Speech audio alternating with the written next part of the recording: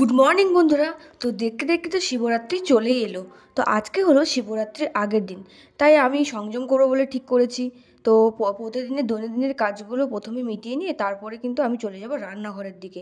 আর এই যে তোমাদের মনে আছে তো সেই মানি প্ল্যান্টের গাছটা, দেখো কতটা বড় হয়ে গেছে, অনেক বড় হয়ে গেছে। যাই হোক, চলো এবার যাওয়া যাক রান্নাঘরের দিকটায়। রাতের কয়েকটা বাসন আছে, সেগুলো আগে পরিষ্কার করে নেব। আর সংযম করবার জন্য আমি কিন্তু কাল রাতেই, মানে আগের দিন রাতেই সমস্ত কিছু পরিষ্কার করে নিয়েছিলাম। আরও রাতের রান্না সারার পরেও আমার কিন্তু কিছু বাসন রয়ে গেছিলো, তো এখন আমি সেই বাসনগুলোকে পরিষ্কার করে নিচ্ছি। আমরা যখন শিবরাত্রি করতাম, মানে যখন আমরা সংযম করতাম, তো আমরা দুপুরের দিকটায় আমরা পরোটা বা রুটি এরকম তরকারি খেতাম। আর রাত্রেবেলা কিন্তু আমরা আতপ চালের ভাত, মানে সেদ্ধ চালের ভাত আমরা খেতাম। তো বাইরে থাকার থ্রুতে হয়তো সমস্ত নিয়ম হয়তো পালন করা হয়তো হবে না, কিন্তু যতটা পারবো চেষ্টা করব করার। তো এখন তোমাদের সাথে গল্প করতে করতে আমার কিন্তু সমস্ত বাসনও মাজা হয়ে গেছে, আর এবার আমি বাসনগুলোকে গুছিয়েও নেব। এবার বাসন গোছানোর পরে এবার আমি পুরো গ্যাসটাকেও মুছে নেব।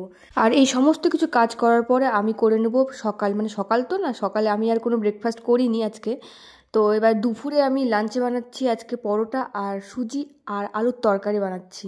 তো তাড়াতাড়ি করে বানাচ্ছি, কারণ কি আমাকে এই সমস্ত কিছু বানিয়ে আবার ডিউটি যেতে হবে। তো এবার আমি পরোটা বানানোর জন্য নিয়ে নিয়েছি এখানে আটা, আর তারপরে ভালো করে ময়ম দিয়ে মাখিয়ে তারপরে এবার দেখো আমি এবার বেলেও নিচ্ছি সুন্দর করে।